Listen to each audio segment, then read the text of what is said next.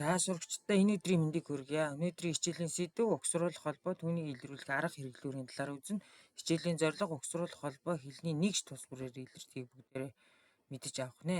За угсруулаа холбох гэдэг нь утга үүрэг хилцүүн хэлбэрээр өөр үгсийг хилцүүн болон утгын шууд холбоонд оруулан хилцүүн тодорхой арга хэрэглүүрээр холбож харьцааны утга илтгэхийг бид нар угсруулаа холбох гэдэг.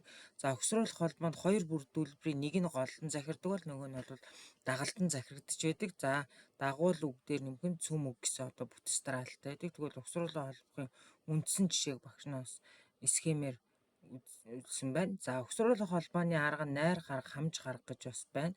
За найр гарга нь бол нөхцлөөр холбох үгээр гэсэн хоёр аргаар бол байдаг бол хамж гарга нь ерөөсөө үндсээр холбдог байна.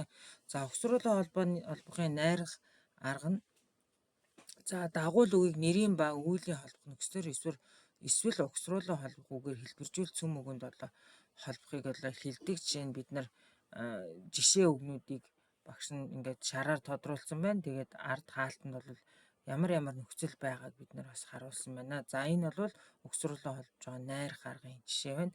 За дараа найр гаргад нэрийн үеийн холбох нөхцлүүд байна. За эдгээрийн утга хэрэглүүр жишээг бол багш нь дор бүрэн тодорхой тайлбарсан байгааг харж байна. За үгийг угсруулаа холбох хамж гарга байна. За хамж гарга нь холбоогийн хоёр бүрдүүлэгчийн дагуул үгийг хилцүүн ил тэмдэггүйгээр цөм өгөнд захируулан холбож хилцүүн харьцааны утга илтгэхийг хэлнэ. Жишээ нь хоёр үгэд гэдэг бол тэг харьцаатай тэг нөхцөл байна. За нэг санал гэхээр бас одоо тэг жишээнүүдийг манайхан хараараа. За мөн нэг жинхэнэ нэрийг нөгөө жинхэнэ нэрд хамжин холбоход дагуул үгийг үндэс үүсэх энэ дагавраар бол холбох зүй тогтол байдаг. За жишээ нь ноосон цамд савхан бэйли даавн цүнх гэх мэтчлэн жишээнүүдийг бас багш нь хэлсэн байна. За угсруулах холбоогоор холбогдсон чөлөөт холбоо үг гэж үе. Угсарсан нийлмэл үг буюу чөлөөт бус холбоо үг гэж үе. За өгүүлбэрийн угсарсан холбоогийн харьцаатай өгүүлбэрийн гишүүд гэж үе. Угсарсан нийлмэл өгүүлбэр гэж үе. За энэ бүрийг багш нь утга онцлог жишээ тайлбарыг үзсэн байна. Манайхан дэвтэртээ маш сайн тэмдэглэж аваад сорилоо ажиллаарай.